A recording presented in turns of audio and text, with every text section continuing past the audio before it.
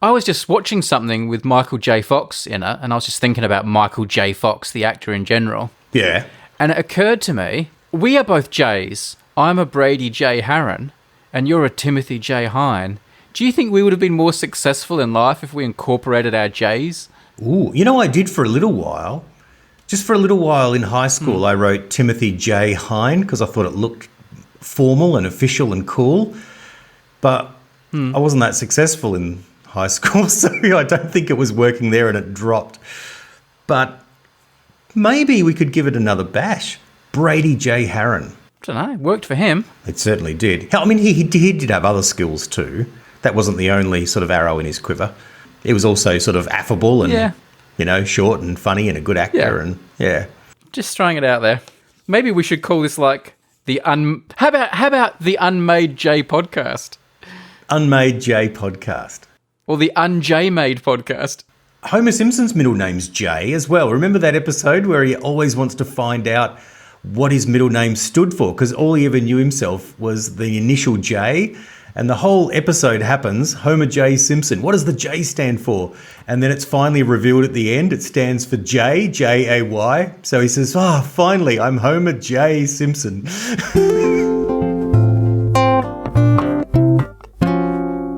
So one of our old episode ideas from many moons ago was letters of complaint. I even had like letters of complaint music and jingle made, I think. So I can dust that off because, Tim, I understand you've written a letter of complaint. Letters of complaint. Yeah, well, it's actually, I think the best letters of complaint, even though I know there's a lot of fun to be had, come from something genuine. So I was eating what is one of my personal treats, like a real treat for me, which is Golden North ice cream. And as I've explained before on the podcast, I only really enjoy two favourite types of ice cream, boysenberry and rum and raisin. Of course, for people who don't know, Golden North is a brand. Indeed. And they make different flavours, yes. A famous South Australian brand, of which we're very proud. Wonderful ice cream. So I was enjoying a rum and raisin, and then as I started to notice something, but rather than explain it, I sort of put a fair bit of it into the letter. So how about I read the letter? So you've written this letter to Golden North. I've written a letter to Golden North Ice Cream, to the managing director, and of course, anyway, dear Mr. Adamo, I wish to congratulate you on the quality of your product, and especially the boysenberry and rum and raisin. I sort of suck up for a little while here, and sadly, however, I now have to turn to a matter regarding the latter, the rum and raisin, in some distress. Devouring a recent 2-litre tub of rum and raisin, I encountered only 4 raisins. At first I assumed this was just the top section, hiding the flavour under a covering of promise. Perhaps the raisins were bunched en masse further down, and so initially I wasn't concerned. Instead, I viewed the absence as a coincidence of delayed gratification. However, on the second and third night, scoop after scoop revealed nothing more than smooth, light brown ice cream, unbroken by the peppering of raisins. It looked like, to me, the Sahara Desert after a sandstorm, or the Sahara Dessert, if you will. Very good.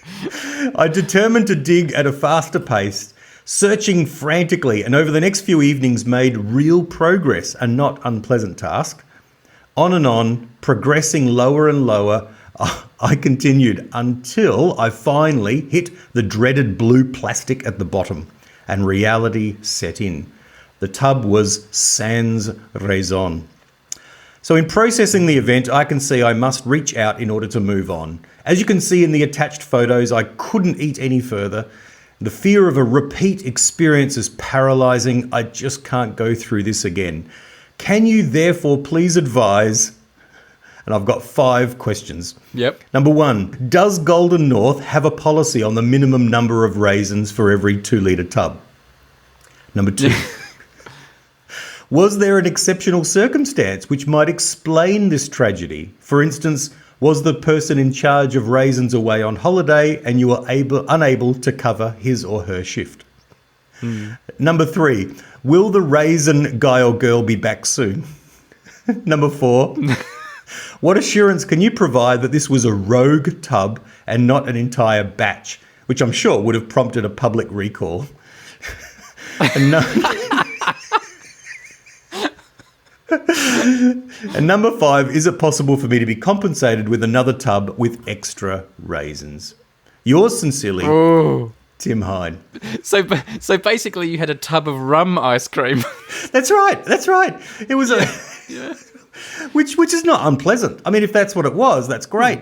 But the raisins really make it. And I have to add, I finally did go back and polish off that last little bit down there, right? And I did find one more raisin. So anyway, I contacted, as I said, I sent this through. I got back initially a request for a photo, of the evidence, like on the side with a few more details, like the date it was produced, that kind of thing.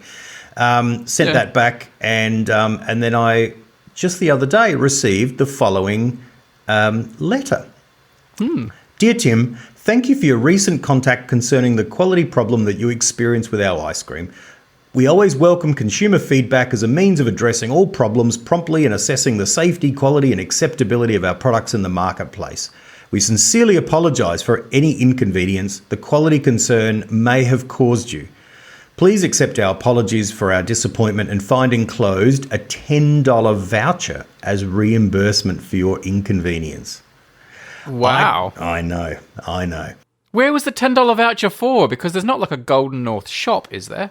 No, she asked for clarification of where I purchased it, and I received a gift card for that chain of supermarket. So, so that's real care. I think they could see that I was upset. I trust that this matter has not lessened your confidence in our products, which it hasn't, and hope that you will remain a value Golden North customer, which I will.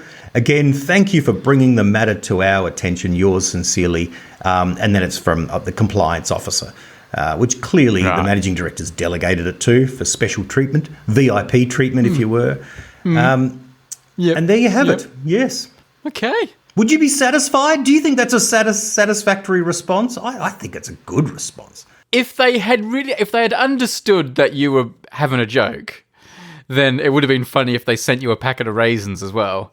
But I think they couldn't risk that in case you were serious, like you really were upset. And I think they were playing a straight bat, as we would call it in Australia, to a bit of cricket parlance. So they were playing it very straight, on the off chance that you really were mad. Right. They could have had more fun with it. What do you mean the off chance that I was mad? No, that's right. It could have been quite a thing, I think, couldn't it, to have added in a few raisins? But I mean, I'm happy now, but I haven't used the voucher yet, which I will do for another tub of rum and raisin in particular. But I'd give them the benefit of the doubt. This is surely a one in a million. I mean, I wouldn't have had a million tubs. I would have had a lot, but not a million. And this is the first time. There's a famous thing in physics where they talk about the way that particles, like particles of air, are distributed in a room. There is a chance, and it will happen eventually, in any room that you're sitting in, that all the air particles that are all bouncing off each other and booming around the room and you're breathing, could just all cluster in the top corner of your room, up there in the corner, up by the ceiling, and there'll be no air anywhere else in the room, just by chance, just by the way all the collisions go. It's vanishingly unlikely, but it will happen eventually. Wow. So maybe that's what's happened with your ice cream. You've had that freak tub where all the raisins have just collected somewhere else in the big vat, and when they scooped it out and put it into your container, it was just, I mean, you did have, well, sounds like you had 5 raisins, yes, truth be told. Yes. Because of that extra one you found. But maybe, one day you could get a tub with 0 raisins just by sheer luck. Oh, don't say that. Oh, gosh. How many raisins would you like? Like, how many raisins do you expect in a 2-litre tub? Oh, you know what? That is a very good question. I should be up. Well, that's a very good question. You should have an answer for that. I mean, 4 is too low. Okay, we've established that. I think you would expect to have at least a raisin in every scoop of, as you take a bite. Do you think every spoonful? Every spoonful, yeah. Do you think that's fair, or is that maybe not every spoonful? I think not everyone, but I would expect an average of 1 maybe. Like, I would accept a spoonful with none, but I would expect 2 in my next one. Yes, right. I certainly think one should feature in every scoop. If you talk about, those scoopy things they use to put A big them on, ice cream scoop. Yeah. You'd expect one in there. So that you'd have to say that there would be, 10 or 20 or so. I mean, I don't know. I'm speculating here, but 5 is too few. I would like them to have offered you a tour of the Golden North facility so you could see how the raisins were put into the ice cream. Well, that's true. Then that would be fantastic, wouldn't it? Do you reckon they'd let me look at the boysenberry as well? That would be a real treat. Oh, they might. They may as well while you're there. You'd be like Augustus Gloop, though, and they'd turn their back on you and then they'd find you, like, drinking it out of the vat, falling in. It'd be your Willy Wonka moment. That means I wouldn't get to inherit the factory. That's not fair. Oh, dear. We should see if we could organise a tour of the Golden North Ice Cream Factory for Tim and the Unmade podcast. We'll get onto that. It could, but maybe they don't want you to see the Oompa Loompas. Maybe that's true. I would happily become a resident Oompa Loompa at the Golden North. It's beautiful ice cream, and it's here in South Australia. So yeah. Let's look into it. Let's see if we can get Tim into the Golden North Ice Cream Factory for a bit of raisin quality control and also to inspect how the boysenberry's made. Well, that is a very good idea. We'll get onto that straight away. Right. In fact, let's stop recording and do that right now. All right. Ideas for a podcast. My idea for a podcast today, Tim, centres around Valentine's Day, which has passed as we record, but, there's no rule saying we can't do it after the fact. Yeah. But before we get to my idea for a podcast, I want to do a bit of Valentine chat. Do you celebrate Valentine's Day in your family? No. Do you and your wife? No. No, not at all. It's a firm no. You're quite romantic, though, so why don't you do it? I don't know. I think we just sort of... It looks a bit like the thing that everyone else is doing, and we don't want to do the thing that everyone else is doing. Everyone else does Christmas. Everyone else does birthdays. But they only do that because we do it. Right. I think maybe it might be as silly as the trajectory being set early in our relationship where one of us or the other, I hope it wasn't me, that said, look at all those red roses for sale and they're so expensive and, oh gosh, you know what I mean? And for some reason that means the other person didn't do something that year and we never have, and it's become like a thing that's just part of our relationship. I have no in-principle problems with it. I've never really given it much thought. No. I just know that we don't really do anything. But okay. Look, every day is Valentine's Day in our relationship, Brady. You might only celebrate it once a year. I asked some Patreon supporters if they got any gifts this year or what's going on. Sam, one of our stakeholders, said, "My mum always sends me a Valentine's card and chocolates. I've always thought this is strange. What do you think?" Yeah, that is strange. That is strange, right? Okay, there you go, Sam. That's strange. I think it's cute. I think it's sweet. Yeah, I guess it's not weird strange. It's just like, oh, yeah, no. If my mum bought me a bunch of flowers for Valentine's Day, I'd sort of say, oh, okay, that's mum. And I'd say, yeah, don't do that again, mum. Thanks. That's, I saw a funny, jokey, social media post the other day where someone said, oh, this is the worst year ever. For the last 20 years, some mysterious person has always sent me a Valentine, and this year they stopped. I can't believe it. And a month after my grandma died as well. Yeah. Another stakeholder called Benji said, my boyfriend gave me what I would call the ultimate Valentine's gift this year and took me on a trip to Geneva in Switzerland. Wow. Before you get too excited, Tim, we visited the Large Hadron Collider at CERN, but unfortunately, in typical fashion, missed the guided tour for that day due to running late.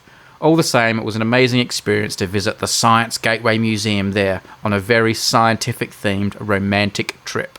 That does sound very sciencey. That's like if you got me something for Valentine's Day, it'd be... Yeah. Large Hadron Collider. And finally, another stakeholder, Jennifer.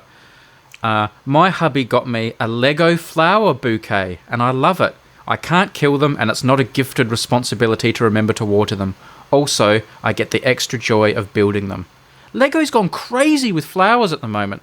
Every time I go on the Lego site, and I do that probably 3 or 4 times a day. Right. they're always releasing new Lego flowers, roses and all the different flowers and that. Like, it's becoming big thing. Stop it, Lego. I don't want to build flowers. I want Star Wars sets, more Star Wars sets, and architecture. We have Lego flowers sitting on our kitchen bench that the girls have made. You like them? I do. I like them a lot. I think there's, apart from one leaf that persistently falls off, and I feel like every time I walk past, I click it back on again. The rest of it is beautiful. It's quite pretty, quite effective from a distance, even. It's not what Lego's about, though, is it? No. No. It's like those adult colouring in books. Adults that really get into colouring in, and you're kind of like, Yeah. What do you what? I guess that's good. It's wholesome. It's lovely, but I don't think it's for you. It's sort of funny like that. Well, I don't mind adults doing Lego. Don't get me wrong. I just don't think Lego should be flowers. It shouldn't be adult-oriented or too serious. Is that right? It should be playful, and that flowers feels too serious. No, is that right? it just should be more mechanical and spaceships and cars and buildings, and it shouldn't be like soft, organic petals and leaves. That's not what Lego's about. Lego's about. It's not. It should be Not having it. industrially oriented rather than nature oriented. Yeah, Lego's bricks, so it should be sort of bricky and mechanical and like human-made things. Human-made things are made of Lego, not natural things. Well, this could be polarizing. We'll see on the feedback. No, well, obviously, it's popular because they're putting it out like there's no tomorrow. It's obviously massively popular. I think I would agree with you. Like, if there was an orchid, I would be interested in making like an intricate orchid out of Lego. They do all that. But like, for example, though, and I'm not just being anti-flower. They've put out a new Lego kit just this month, which is the Harry Potter sorting hat. The big floppy hat that they put on the kids, and it says Gryffindor. They've made like a version of that out of Lego, and it just looks wrong having a floppy hat like made out of Lego with all the angle. They made Chewbacca from Star Wars, the big hairy creature. They had like not life size, but they had like a life model of Chewbacca, and Chewbacca's made of hair, and he's all flowy and woolly and stuff, and you can't make that out of Lego bricks, and it just looks wrong. Lego stuff has to be angular. What is it? What? That's really interesting that this pushes your buttons. I just think I don't know. It just doesn't look right made out of Lego. It doesn't look right. I want to say the thing I like about Lego is that I think it's a toy, right? I think it's probably the greatest toy apart from, the wheel. It's just an amazing toy, but it's a toy. And so taking it too seriously and in adult oriented ways feels a little bit crazy for me, but I think it's a toy, a wonderful, playful toy. Yeah. You can see I've got a bunch of Lego boxes on the desk behind me, so I take my Legos. I take it more. Although I never build them, I take buying Lego seriously. So For you, the boxes are the bricks. Like, you just like buying boxes of Lego. I'm going to make a massive model just out of unmade boxes. That would be quite an art installation. That's great. And the thing you make is a big Lego box. That's Anyway, I got a Valentine's present wow. this year. Oh yes. So I got my wife one. I got her a water bottle for the gym that she wanted, customized with her initials, and a book of poetry by her favorite poet. Oh, nice. I feel like that's a proper Valentine's present. So I came home. I was actually away on Valentine's Day, well, the day before, and I arrived back on Valentine's evening from a trip to Nottingham. And I came into the house, and my wife met me at the front door and said, you say I never get you big presents for Valentine's Day. We'll come into the lounge. I've got a surprise for you. And I opened the door and went into the lounge room, and my wife had bought for Valentine's Day, for me, ostensibly for me, a puppy. A puppy. We have a new dog. I walked in and there it was, sitting in a box with a ribbon around its neck. A little girl, a little chihuahua. And we called Winnie, and she'd named her Winnie. She had a list of 10 names she liked, my wife, and Winnie was one of them. And she named her Winnie after Winnie Cooper, the character from the Wonder Years, who was a childhood crush of mine, keeping the kind of Valentine's romance theme going.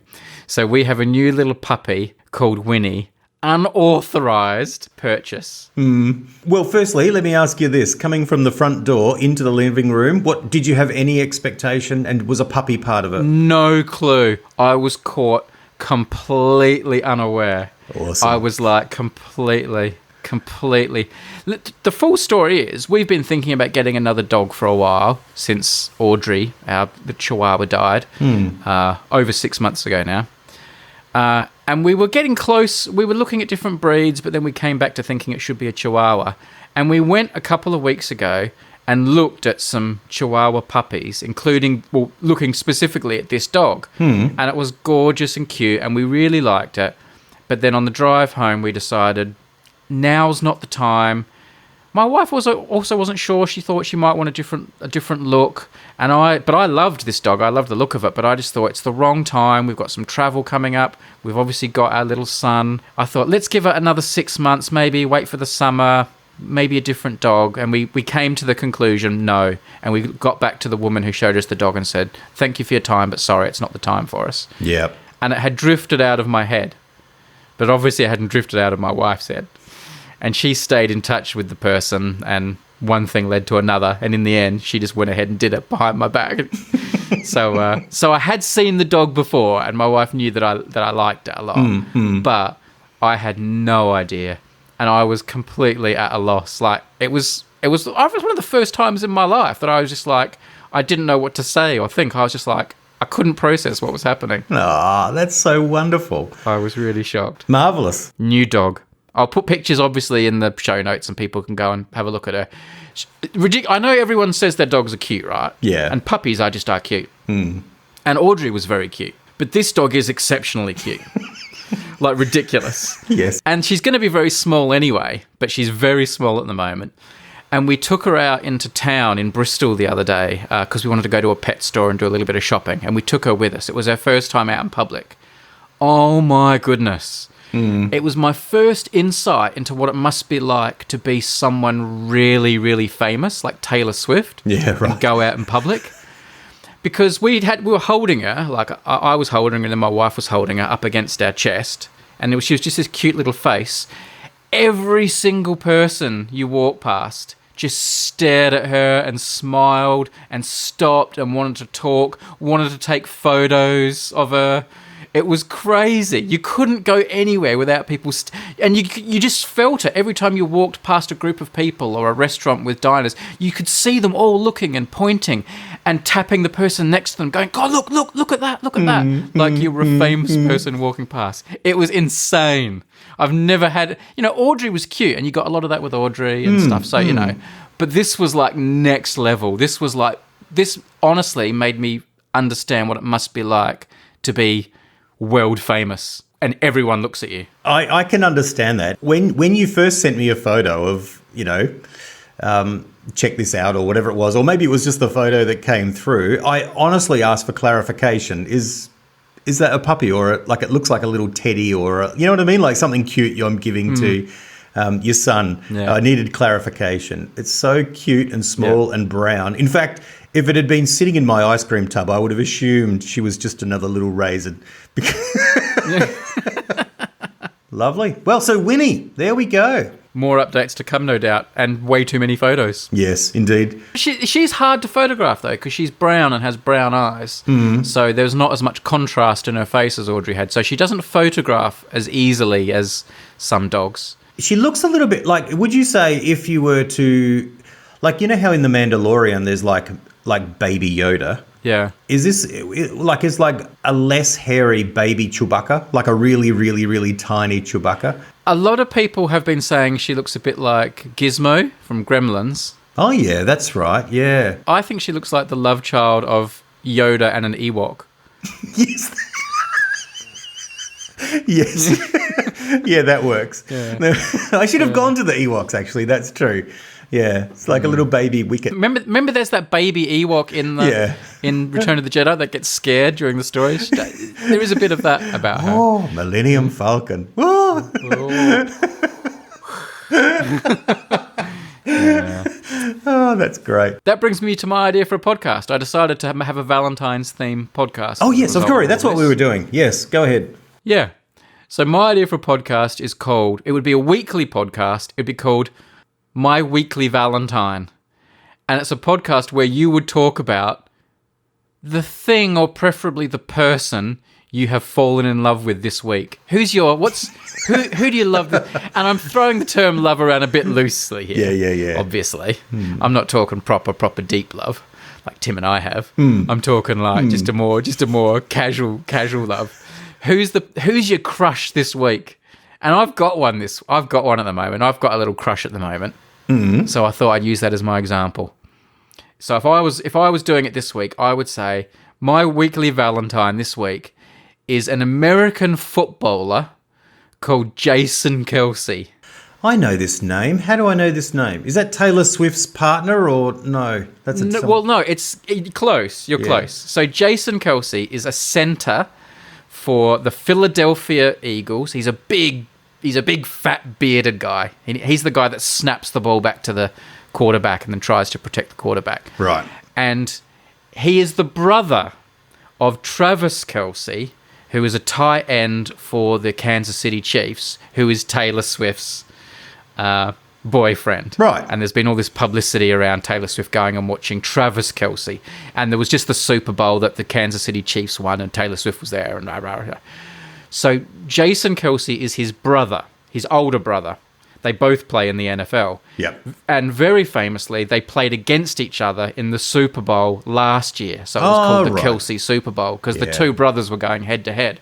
They've also got a podcast together, which is one of the most popular podcasts in all America, which I've only just started listening to. I think it's called New Heights. And it's them talking about football and stuff. And they're both very kind of larger-than-life, colourful characters. Cool. So Travis Kelce is the more famous one because of Taylor Swift and because he's won a whole bunch of Super Bowls. He's won 3 Super Bowls, and so he's sort of he's higher profile. But his brother is also quite high profile. He has won a Super Bowl. He's a good player. He's a Pro Bowl player. He is a good footballer. But I've just got a crush on him because he's so down to earth and he's such a great character. Like the best example I can give is before football matches, it's a bit of a, when all the players arrive at the stadium in American football, it's a bit of a fashion parade, and they wear all these outlandish outfits, and I think they look ridiculous, but they wear all like designer label stuff, and it's all glittery, and they've got handbags, and it's ridiculous. Or they'll be wearing like suits and things like that, or just these ridiculous fashion outfits. It's just become a bit of a thing in American football. It's crazy. But Jason Kelce won't have a bar of it. And he always just turns up literally in like shorts and a t-shirt and flip-flops. He loves wearing flip-flops. He's just super, super casual. And another thing he does all the time is he loves eating junk food, and he's really well known at his local McDonald's drive-thru. They all know him. And sometimes he turns up and just as a favor, he'll sign football shirts for them and hand them over at the drive-thru window and pose for pictures with them and stuff. Just at his local Macca's.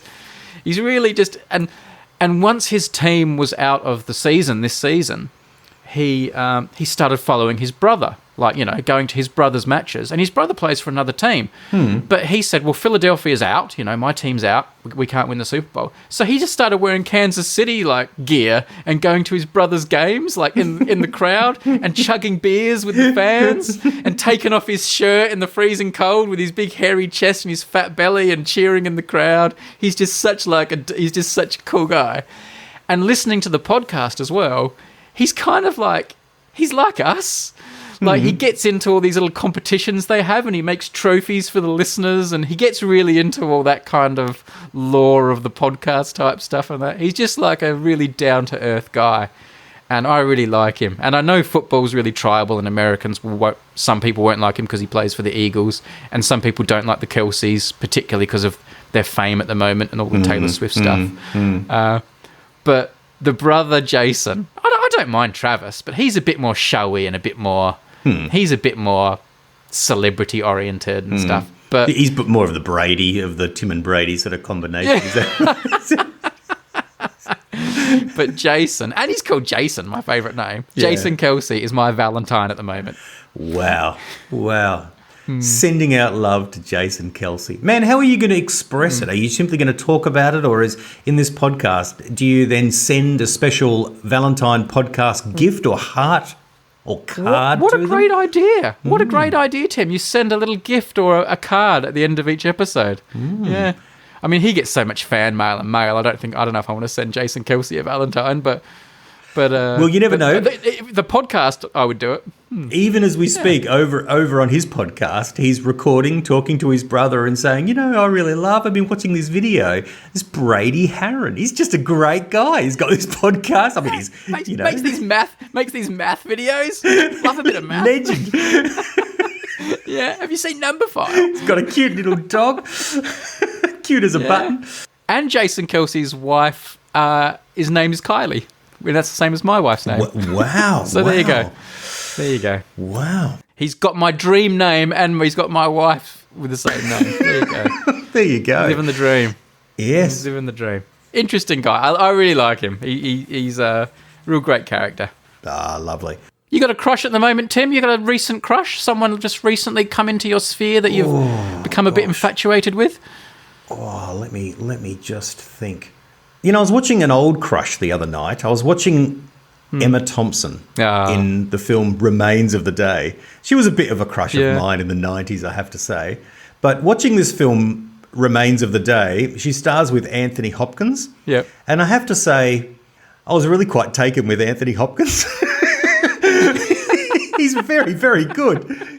He plays this He's a good actor. butler called Mr. Stevens, and he's that classic English butler. In fact, it's all kind of about his sense of duty.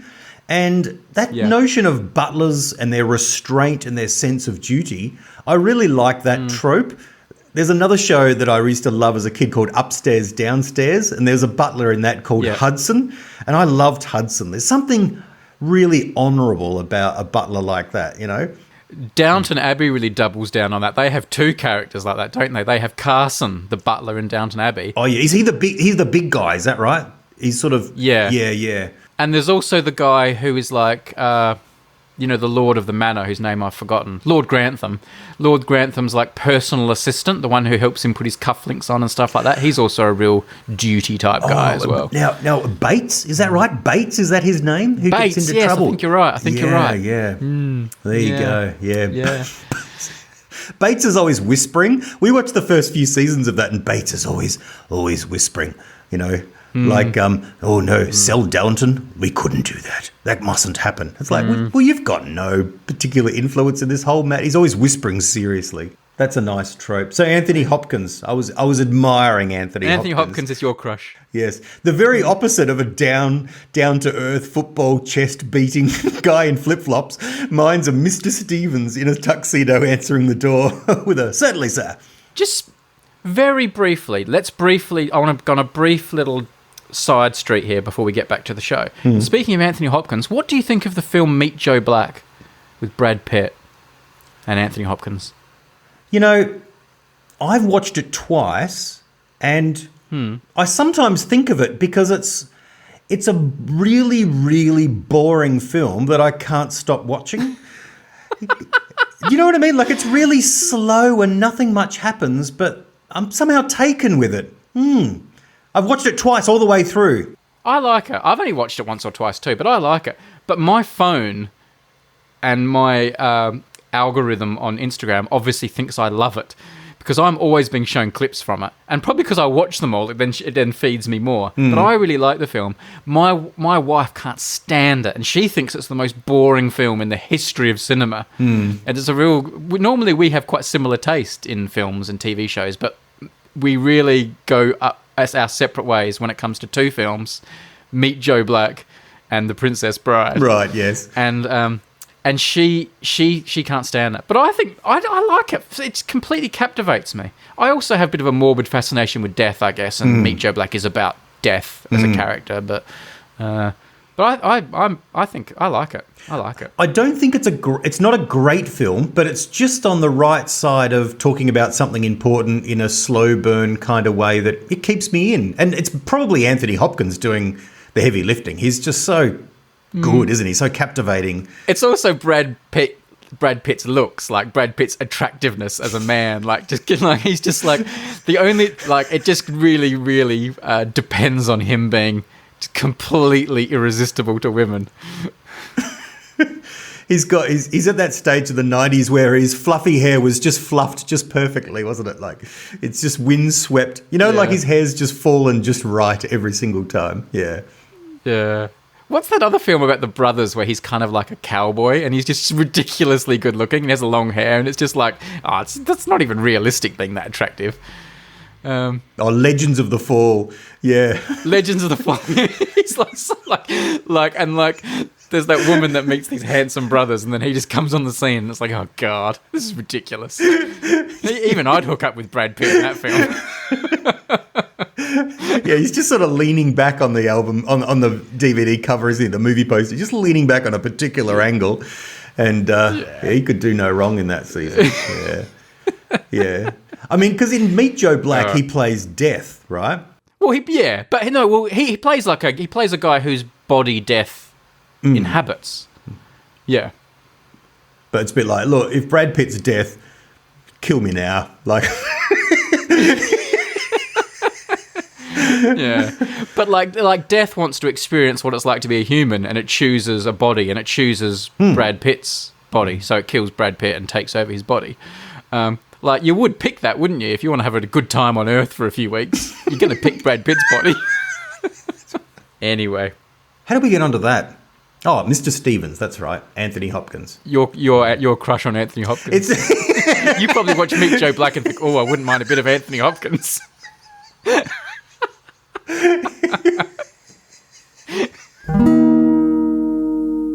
Let's move on to some parish notices. Oh, indeed. I want to revisit these crackers, these biscuits from Australia called Shapes.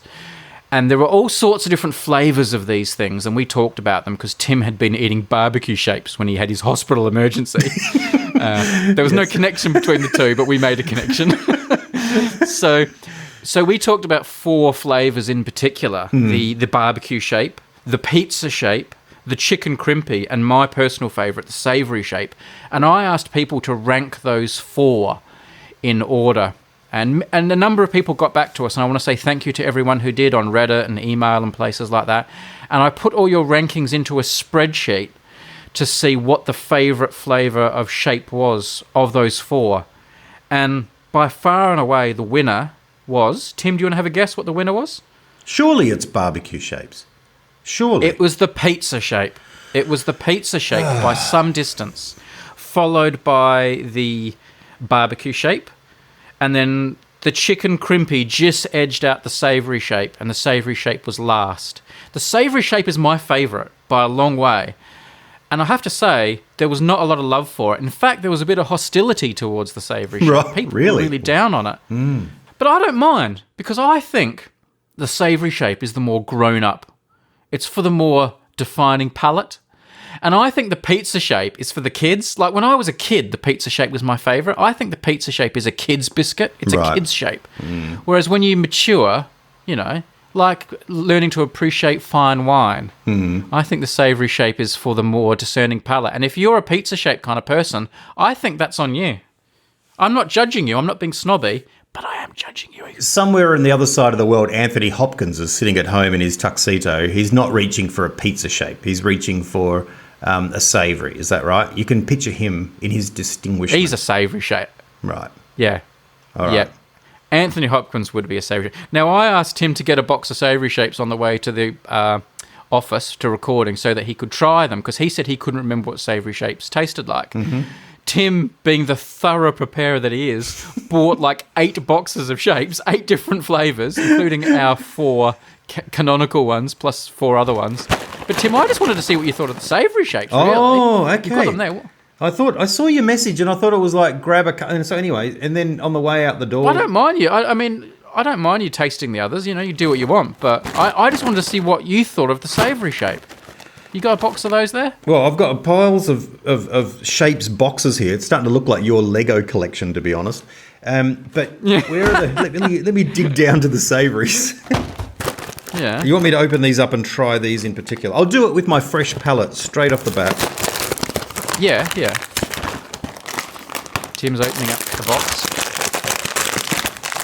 He's opened the cardboard box. Now he's opening the silvery bag inside. He's reaching in Well, they look a bit for a savoury shape. Here we go. All right, here we go. I'm putting it on my tongue. All right. No, there's nothing to that. That's bland. It's subtle. It's just, it's a bit too subtle. I mean, the other ones are an assault. The other ones are so coated in powder and chemicals and seasoning. The Magic savoury shape romance, is like... beautiful. But that does nothing. That's like one of the other shapes after you've licked it, all the savouring, and then you're like, oh yeah, okay, I'll eat it now, and that's just all that's left. After you've licked all the seasoning off. Yeah. Class. That's actually what they are, man. They have people who lick the seasoning off shapes, and that's what savoury shapes are. They then put them back in a box and sell them. They make the other flavours and then... Oh, goodness. No. The savoury shape isn't covered in like powder and bits of fake cheese and stuff. It's a classy shape. What does your heart, as you look at all those other boxes, what's your heart like? If you were just at home and those boxes were all sitting in your cupboard, which I presumably they will be in an hour or two. Yes. Which one would you reach for? We always have at least two of the barbecue shapes, right? So that's the familiar one. That's the one that calls to you all the time. Yeah. If I was to eat any other one of these, I actually don't like... It's not that I don't like the pizza shapes. And can I just say that the guy at the checkout at the supermarket tonight put a vote in for the pizza shape. Okay, of course. I turned up with all the boxes at the counter and sat them down. He goes, "Oh, you're going the full rainbow tonight." And he was a pizza-shaped man. And I love it because he goes, "Are you going to a party or something?" And I said, "No, it's for a podcast." And he didn't go, "Oh, that's on you." He just goes, "Oh, yeah, no, that makes sense," like tasting them. And I was like, Fourth guy tonight. Fourth podcaster tonight, buying the full range of savoury shapes. Totally across it, cash as you like. And he goes, "It's pizza, mate. That's my favourite." So, but I don't like pizza because I don't like the purple. It's too strong a colour. I remember when it was introduced. You mean the box? The box. You mean the colour of the box? That's right. That's right. So I don't want to go anywhere near them. I just don't like the colour. The other flavour that I like out of these is the chicken crimpy. The chicken crimpy I find not pleasant in the mouth though. It's very dry. It's a bit big and quite a dry biscuit. Like I don't know. Let me check. Hang on. It's not a pleasant eat. Yeah, it tastes salty and chickeny. And I don't like, it's quite a crumbly, dry biscuit compared to the kind of cracker the other ones are. No, that's great. That's good. You like it? You like it? Yeah. Yeah, all right. I feel like it's a different meal to the barbecue shape. Like it's different enough, but yeah, it's good taste. All right. Yeah. All right. I tell you what I have got here as well, which I know we both don't endorse, is a Vegemite flavoured novelty one. I've never tasted one of those. Are the biscuits shaped like Australia? Yeah, they are. Yeah. I have no interest in opening that. I love Vegemite, but again, I don't like anything that's infused with Vegemite onto other things. All right. Well, maybe we'll come back to this at a later date, but there we go. The people have spoken. Savoury shapes, thumbs down from the public, but they have captured my heart and always will. Hang on, I'm just going to open the barbecue shapes before we keep going. Tim's having an absolute banquet of shapes there. While you do that, Tim, I've got some more messages from listeners. Oh, yeah. From the civilians. Tim had an idea in the last podcast about having your bubble burst, and we've had some people get in touch. We heard from Kurjavakissa, I think that's how you say it. My bubble was burst when I saw the Mona Lisa live. It was so much smaller. I had imagined it as the big picture. The placement in the Louvre wasn't helping. That small painting hanging in the huge room made it look tiny. Hang on. There you go. Hang on. I'm not the first person to say that. Let me swallow. Tim's just washing Can away. Can I just say, on that specific topic, you actually helpfully prepared me for it, seeing the Mona Lisa, because you know, you have the Mona Lisa in your mind, and then typically everyone says, well, in my mind, you said to me, did you know it's actually quite small? And I remember you once said this in the schoolyard at school, and another time main Trivial Pursuit it came up. And so in my mind, I'd actually reduced it down to something like somewhere between an A4 piece of paper and a postage stamp. And so when we got to the Louvre, I was actually astonished by, oh, look, it's actually quite big. That was my first instinct. That's my story. That's how I described the Mona Lisa, thinking it was going to be really small and saying it was bigger than I expected. Well, that was my experience. When I was talking to you in the schoolyard, Yeah. I had never seen it in real life. No, so I that's was right. telling you, oh, it's very small, it's much smaller, because my grandmother always told me it was very small. Yes. So I probably had prepared you for it to be small. Yes. But I too, when I finally saw it for real, thought, oh, it's a decent size. Decent sized painting. So we were both misled by your grandmother. Yeah. Yeah. The banjo lady said, a bubble burst for me when, as an adult, I learned French and realised that the lively, happy little childhood song, Alouette? I don't know how you say that. Alouette, gentille alouette. That's some famous French song. Translates as, lark, you lovely lark, I am going to pluck all your feathers out. I haven't really recovered. Sorry if I burst your bubble. I meant to look up that song before I read that to remind myself what song it was, but I'm sure it's some jaunty song we all know. Alouette, je te plumerai. BC Me says, I had something similar. I met my wife in Russia, and while learning the language, I found out that the famous opera house, the Bolshoi Theatre, just means big theatre. All right. And Tommy H said, hi, Tim and Brady. On the most recent episode, you talked about having a bubble burst. This very thing happened to me when I travelled to the Grand Canyon in Arizona back in 2021. He went with his girlfriend. It had been on my bucket list for years, and this seemed like the perfect opportunity to cross an item off the list. The trip was great, and I spent quality time with my girl, but as we approached the South Rim and gazed out for the first time, I was slightly disappointed and realised it was really just a big hole in the ground. My bubble was burst. I'm sure if I had more time or spent a couple of days camping, hiking, it would have been more fun. But looking out across the canyon after such a long trip was one of the biggest bubble bursts I've ever experienced. Grand Canyon, 3 out of 10. Wow, golly. Have you seen the Grand Canyon? No. I have, and I was impressed. Yeah. I was like, oh my goodness, I didn't think it was going to be this big. Everyone who has been has told me the same as what you're saying. It's grand. Yeah. Yeah. Yeah. It's like, it's a reverse Mona Lisa. That's right. That's Well, right. no, Mona Lisa was bigger than I expected too, so it's the same as the It's the Mona same Lisa. as the Mona Lisa. Not the same. It's not Yeah. the same size as the Mona Lisa, but it has the same effect. And one other bit of parish notices. I just want to touch on the $1 Million podcast. Oh, yes. That we dreamed up and revealed last episode. I have made it a reality. People have been making some submissions to it. Have you had a listen to the latest incarnation, Tim? I have. It's like hearing the whole culture. Fantastic. There's noises, and then there's silence, and there's people talking, and then there's singing, and it's fantastic. Yeah, we've got pets purring, babies babbling, messages of love, coded messages with beeps and boops that I don't fully understand, samples of people's music that they want to share, a juggling show. A guy called Dan wrote a song to promote a science fiction trilogy of novels that he wrote. I thought that was Sufjan Stevens singing, actually. He sort of sings his contribution, doesn't he? So it's not too late. If you want to submit something, if you want to buy some airtime on the $1 Million podcast, we still have 999,495 seconds remaining. So you can still get in there. I'll put a link in the show notes. And can I also say, this is an actual like functional message here. Yeah. Because a lot of people have bought time, like they've bought 5 seconds or they've bought 10 seconds or 30 seconds. And I send them an email about how to like just the nuts and bolts of just submitting the audio to me. Yeah. And they haven't submitted it yet. And I'm worried, and I have heard that some of these emails I'm sending are going to junk mail or going into spam folders and that. Right. So if you have already bought time on the $1 Million podcast, I will have emailed you.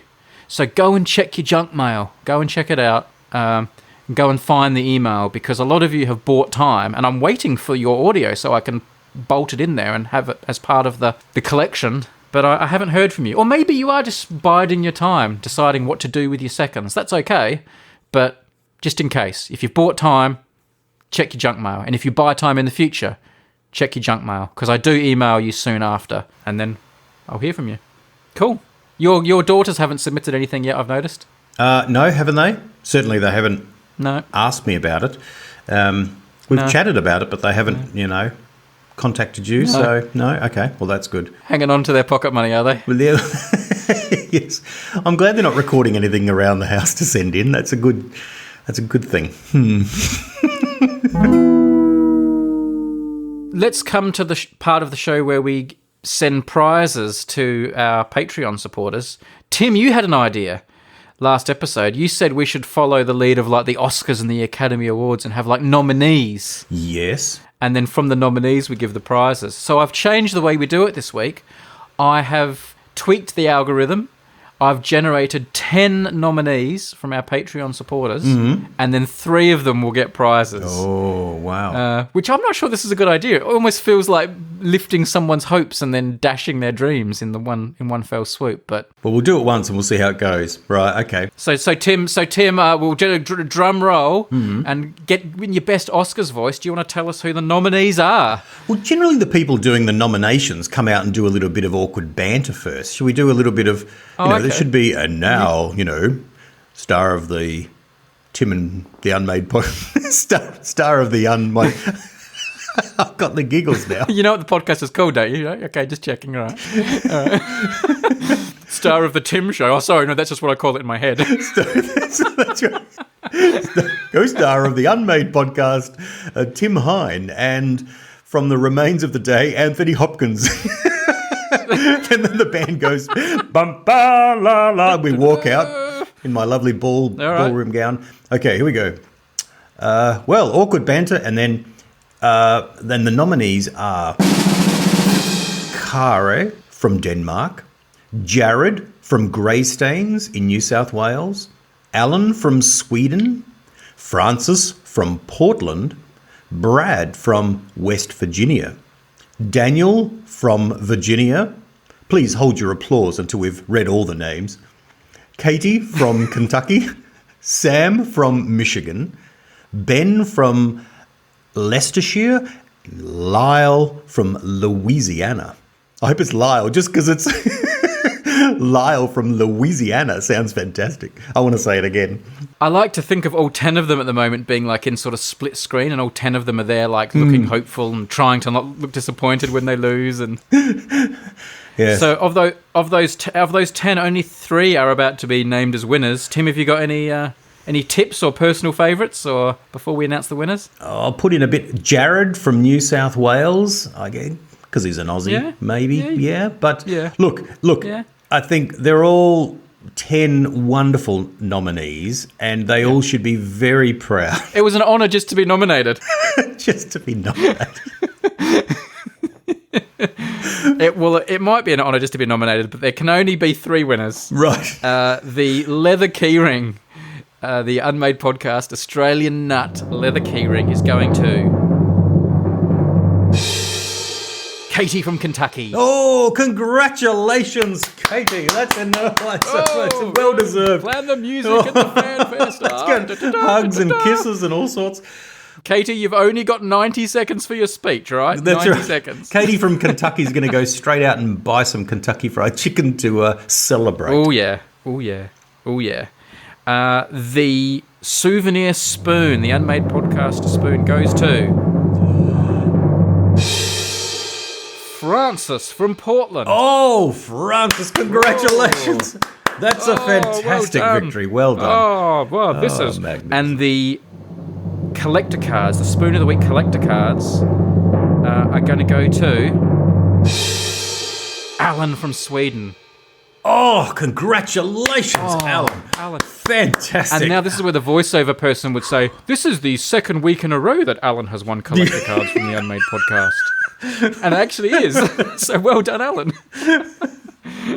And there are 7 other nominees who are forcing a smile and clapping very, very hard, a little overcompensating in their clapping, like they're super happy for the other people to have won. Yeah.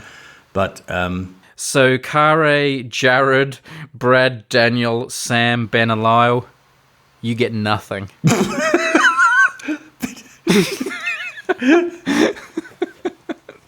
Maybe they'll do better at the Golden Globes. Oh no, the Golden Globes are before the Oscars. Yes. Oh gosh. Yeah, I don't know what they get. You get to go to the after party. That's right. A little back of goodies, maybe. And because you're Patreon supporters, you actually do get to go to the after party because we do the Request Room after show, which will be available to Patreon supporters afterwards. And we have lots of great questions that we're going to be dealing with in the Request Room this week, Tim. I can't wait to get to it. Good stuff. All sorts of stuff about, what have we got? We've got music, skiing, watches, VR headsets, Formula One, food, books, all sorts of interesting questions that we're going to be answering. But before we do that, I'm afraid we have to sit through Tim's idea for a podcast. All right. Brace yourselves, people. You know how a lot of podcasts are designed to be easy to listen to and interesting. My podcast is a little bit different to that. This podcast idea... It's called the Unmade podcast. If anyone's still listening. Certainly Lyle, Ben, Sam, Daniel are not listening. They're all gone. They've thrown their device on the floor. My podcast idea is a tough cookie, right? It's a really difficult podcast. It's almost like resistance training to make. It's called Not a Podcast About Knots. Okay. Not a podcast about knots.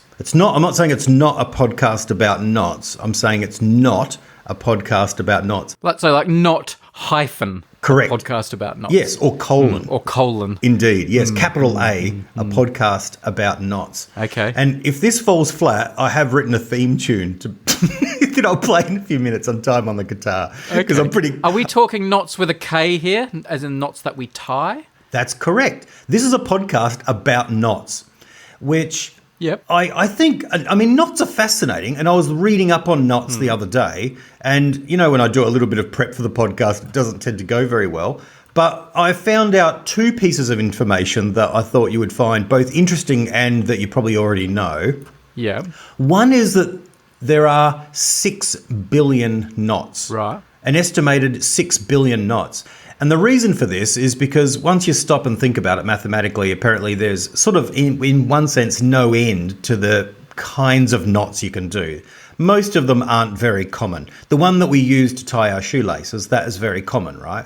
But there's lots of them that aren't. But theoretically, you can tie as many, you know what I mean? You can make your own knots. You can keep trying to make knots that goes on forever. So there's 6 billion knots. Okay. And that was a new thought for me. But you know, a lot of things are a new thought for me.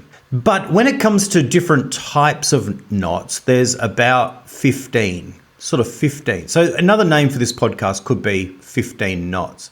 But I like the idea of a podcast where you're explaining and exploring the origins of different knots, as well as explaining to people how to tie the knot on the podcast. And that's the resistance training bit, right? In audio form. Okay. So now take that little end that you just put under the round bit and slip it through the hole that should be to the left of the second hole. That's right. Like that kind of thing. That's right. That's right. So people actually listen to the podcast and learn to tie a knot. And I think tying knots, or being able to tie a few different knots, I think is one of those sort of unsaid status symbols of what masculinity is apparently about. Like, real men know how to tie, like, everyone learns how to tie their shoelaces, right? But real men, you know, you're faced with, like, having to tie something to your car, they know exactly what to do. Yeah. So there's a whole range of different knots. Some are appropriate and not appropriate for that. And obviously there's, you know, if you go to sea, apparently sailors spend all day, every day just tying knots and undoing them. But I actually like this podcast as an exploration of all these different knots, and you actually learn how to tie a knot. Some of the knots have a really interesting history. Some of them have all sorts of lore attached to them and come from different industries. And they obviously, lots of them have really fun and interesting names that are kind of colloquial, like the shearer's shank that's, you know, comes out of Central Australia with the sheeping, you know, industry and all sorts of stuff. So that's it. Not I like this, Tim. Podcast about knots. I like it, Tim. And it was only, and you know, I mean, it has been since episode 137 that you talked about your passion for wanting to be able to tie knots. So we're about due to talk about knots again. When did we talk about? Have we talked about knots before? Yeah, luckily we have our good friend who keeps the database for us, and I just checked, and episode 137 you talked about knots. Just correcting myself, it was episode 133. I misread the spreadsheet because episode 133 is on row 137 of the spreadsheet. So that's episode 133, How to Wear a Leather Jacket. But we didn't have a podcast idea about knots. Yeah, I don't think it was a full-blown podcast idea. I don't think you pitched it as a full podcast idea, so I'm not poo-pooing your idea. And in fact, I like this idea. I like this idea as an unmade podcast idea, as in it remains unmade. Right. But it's funny and fun to talk about. I can't see it being a success. It'd be a great YouTube channel. I can't see it being a successful podcast, but it could be quite relaxing. It could be a good sleep podcast. There is a lot of interesting history with knots.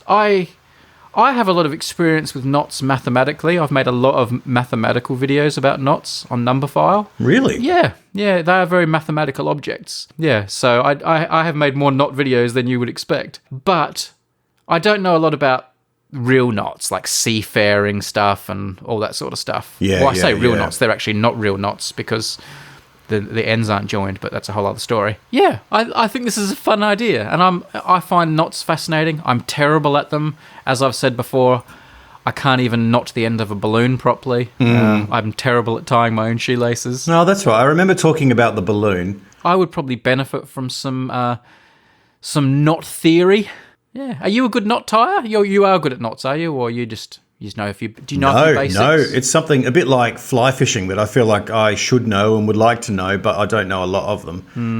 I'm reasonably successful at making something work, but I'm not a purist in some people are. I remember you talking about being unable to tie knots when you wanted to tie things to the top of the car and stuff. Yeah, that's right. I mean, it was all the way back in episode 137, so I don't blame you for not remembering.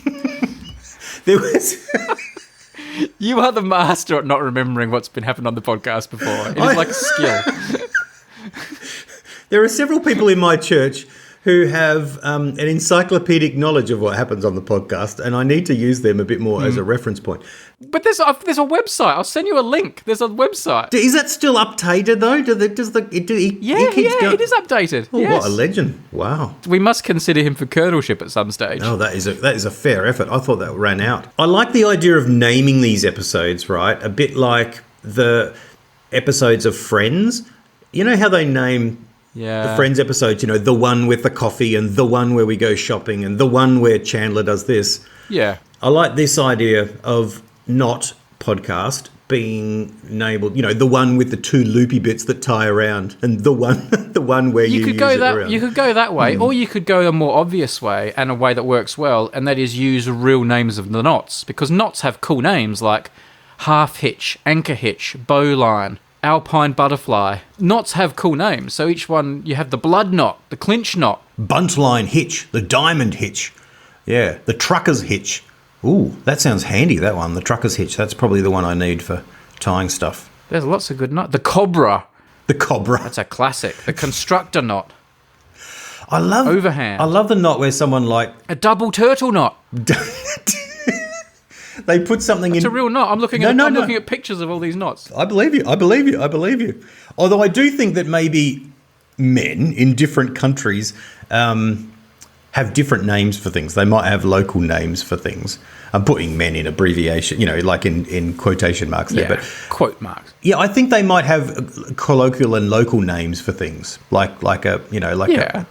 a shearer's ditch is known also as like a shepherd's wand when you're in Britain, that kind of thing. Yeah. Yeah. Would you like to hear my theme song for Not a Podcast About Knots? Nah. Nah. Don't want to hear it. Go on then. Go on. Let's hear it. Oh, are you gonna play the guitar? I am going to play the guitar, yeah. All right, here we go. Can you hear the guitar? I can now. I just changed a button, so for the first time ever I can. You may regret that decision.